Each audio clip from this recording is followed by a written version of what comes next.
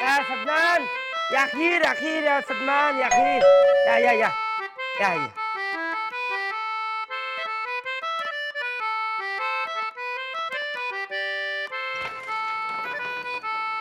আসসালামু আলাইকুম ইয়া খিরুন। কে মানে কে কার কাছে এসেছেন? ওয়ালাইকুম আসসালাম। আসলে আমার নাম আখি না, আমার নাম বেলাল দা এজেন্ট। আপনি কি আন্দালিব সাহেব? আন্দালিব সাহেবের সাথে আমার একটা অ্যাপার্টমেন্ট আছে। কোন মানে কোন ব্যাপারে অ্যাপার্টমেন্ট আপনার? আহ আ বাড়ি বিক্রির ব্যাপারে।